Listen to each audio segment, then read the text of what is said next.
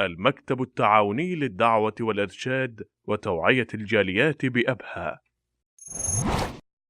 الحمد لله رب العالمين والصلاة والسلام على رسوله الكريم اما بعد. محترم اوریدونکو،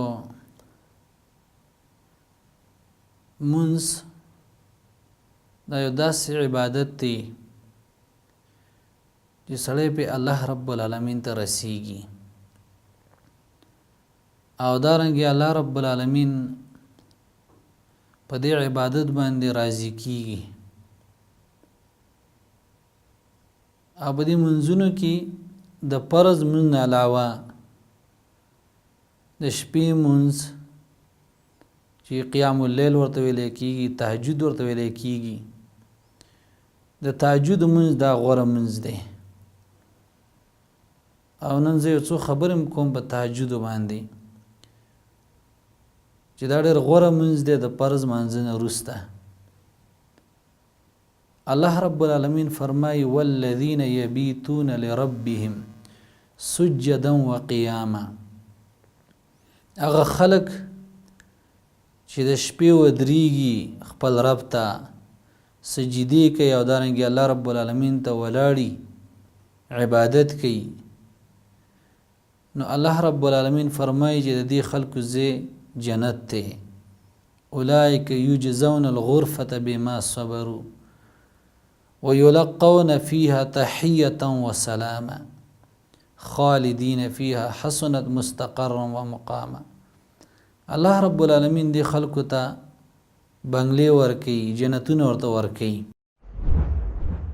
او دارنګه محترم اوریدونکو، الله رب العالمین د دې خلقو صفت کړي دی چې څوک د شپې ودریږي او دارنګه عبادت کوي، تهجد ته پاڅي. الله رب العالمین فرمایي تتجافى جنوبهم عن المضاجع يدعون ربهم خوفا وطمعا. د دیو د ډډې د بسترونو لري وزي، یعنی پاڅي عبادت ته او دارنګه د الله رب العالمین دعاګانې غواړي. محترم اوریدونکو، د شپې پاڅېدل او عبادت کول د ډېر اوچت اجر لري. الله رب العالمین د دې په وجه باندې انسان ته جنت ورکوي، او دارنګه دنیا کې هم د دې ډېرې زیاتې پیدې دي. رسول الله صلی الله علیه وسلم هغه سړی ته دعا کړې، هغه ښځې ته دعا کړې چې کوم سړی او کومه ښځه د شپې پاڅي عبادت ته. حدیث کې راځي رسول الله صلی الله علیه وسلم فرمایي وی الله رب العالمین دې رحم وکړي په هغه سړي باندې چې دا د شپې را پاڅي منځه ته او خپله ښځه هم راایښه کړي، او که ښځه انکار کوي نو په مخ ورته اوبه ور اچوي. او دارنګې رسول الله صلی الله علیه وسلم فرمایي چې الله رب العالمین دی رحم وکړي په هغه ښځه باندې چې د شپې را پاڅي منځه ته، او دارنګې خپل خاوند هم را پاڅوي، او که خاوند یې نه پاڅي نو دا ورته په مخ باندې اوبه ور وشیندي، یعنې عبادت ته را پاڅوي. دا دونه اوچت عبادت ته د الله پیغمبر ورته دعا کړي چې الله رب العالمین دې په داسې انسان باندې رحم وکړي. او دارنګه محترم عزتمندو، د تهجد دې فضیلت ته چې وګورئ چې د دې په وجه باندې الله رب العالمین سړی جنت ته بوځي.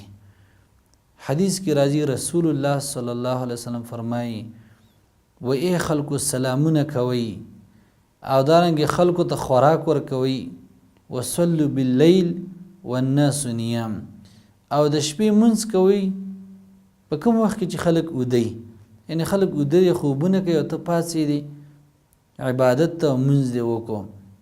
نو د الله پیغمبر فرمایي تدخل الجنة بسلام، جنت ته په سلامتیا باندې داخل شي.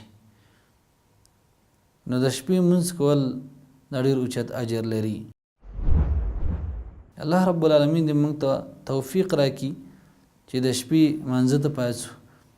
اگر چې 2 رکعاته سړی ولې ونه کړي، که ډېر نشي کولی خو په کار دا چې دا کوشش وکړو او دارنګې زموږ نه د شپې خرابې نه شي.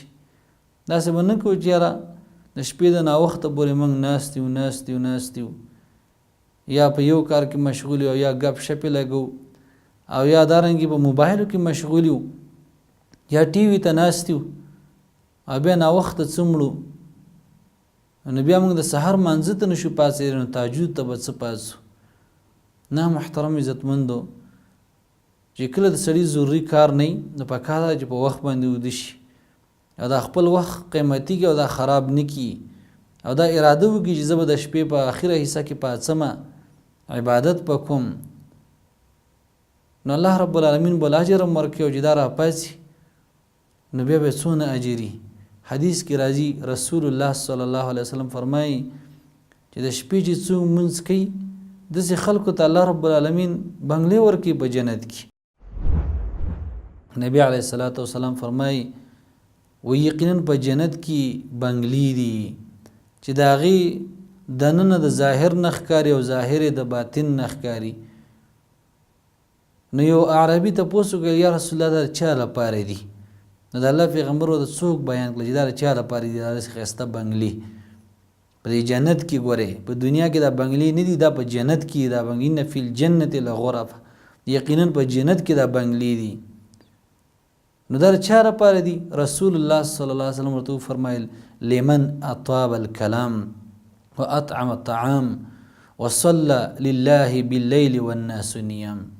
دا هغه چا لپاره چې ښایسته خبرې کوي په خبرو کې نرمي خوږې خبرې کوي او دارنګې خوراکونه ورکوي او بل د الله رب العالمین دپاره مونځ کوي د شپې داسې حال کې چې خلک اوده وي.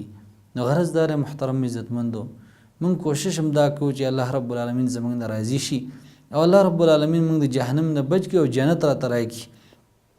نو په کار دا ده چې دې عبادت ته وړاندې شو او کوشش وکړو.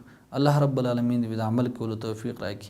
وصلى الله على خير خلقه محمد وآله وصحبه أجمعين.